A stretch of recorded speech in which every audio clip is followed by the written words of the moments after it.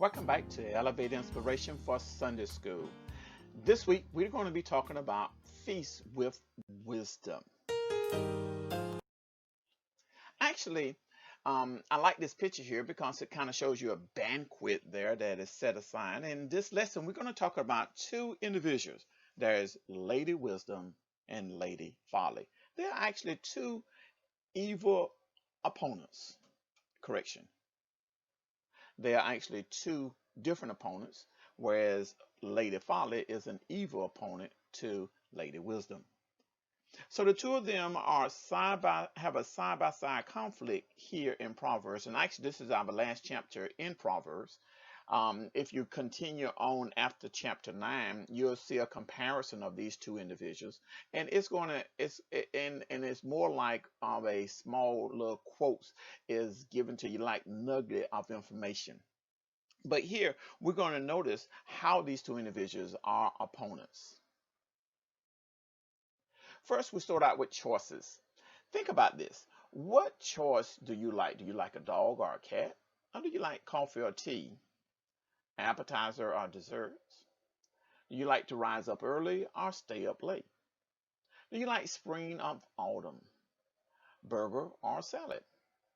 Do you like a vacation on the beach or a vacation in the mountain? So life, as you notice, life is full of choices. Some are merely matters of personal taste, while others influence the very course of life. And what we're going to be looking at today is life choices. So the first outline is wisdom home. Now I want you to focus on this right here.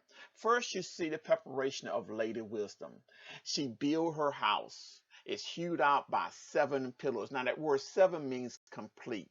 There's stability there. Her house is finished. And then notice here at the end, there's a feast set up. She kills her beast. She has meager wine. She also has furnished her table. So there's a feast set up there. And then now she sends out invitation. She sends forth out her maidens, and they cry unto the high places, whoso is simple. Now that term simple does not mean anything ugly, but what it means is that the simple-minded individual. When you think about simple, you think about a person that is a novice, or someone that is young, someone that needs information, and that's who she's seeking. For him that wanteth understanding, she says to him, "Come, eat of my bread, drink of my wine, which I have mingled. Forsake the foolish and live, and go in the way of understanding." And now she has a set of accepting instructions. This is important here because if you notice, I highlighted verse 9. Give instruction to a wise man, and he will be yet wiser.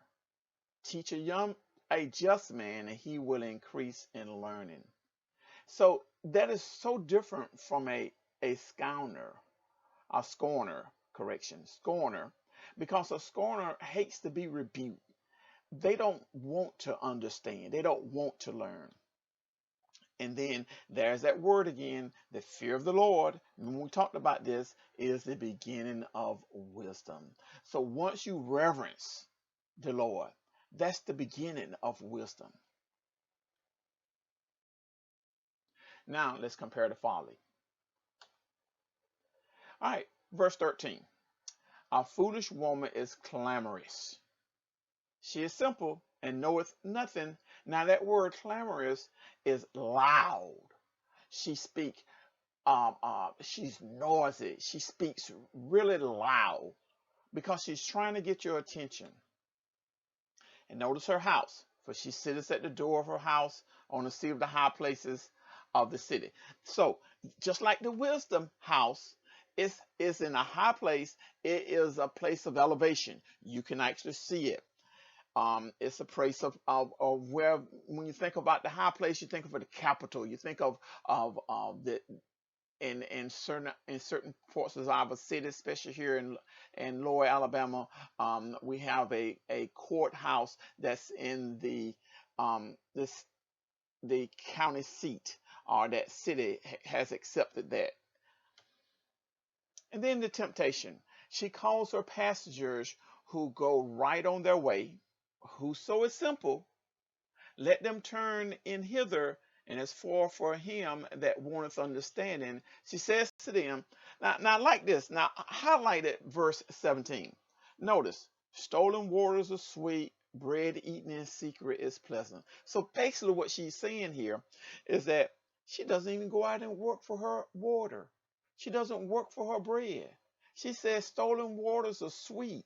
That means she actually have stolen the things that she's actually have built her feast around is not hers. So she actually have not even labored for this. She has actually gotten this without any labor. And then verse 18, departing gift, but he knoweth not that the dead are there, and that her guests are in the depths of hell. That's self-explanatory. That is what's happening when you entertain at the Father's house. So I have this question for you. What is one specific lifestyle change you can make to reduce the noise that interferes with you hearing wisdom call? Remember we talked about Lady Folly, how clamorous, how noisy she is, and the noise that is around us, you all. We need to reduce the noise so we can actually hear wisdom speak. Think about when Elijah was being sought after by Jezebel. He got depressed and he ran up into the mountain. God prepared a place for him and took him there in the mountain. And all of the noise around him, it says the storm came, the lightning struck, and God was not there. And eventually there was a still, quiet voice that spoke to him. Wisdom. Wisdom is you have to be in a quiet place. You have to be peace at yourself to hear the call of wisdom. So we end with this. Two choices. If anyone was growing up in the 50s and 60s, I remember growing up here, there was not that many breakfast cereals that was available. Our choices was very limited. And you didn't have that much choices. But today, if you actually go into the grocery store, there's whole aisles dedicated to cereal. And truly, we live in a world with an abundance of choices and a variety of area. So, however, as today's lesson from Proverbs has pointed out, the essentials of life and eternal comes down to only two choices. You have two choices to make. There are two houses stand. One will fall. There are two meals are offered, but one is poisoned. There's two hosts extending invitation, but one is deceptive. It is up to each individual to decide which house to enter, which meal to eat, which invitation to accept. And I want to propose to you today to choose wisely. So what choice will you make as regards to walking in the spirit or walking in the flesh?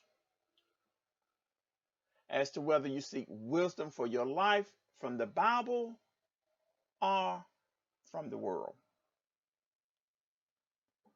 in reference to where you expect to spend eternity.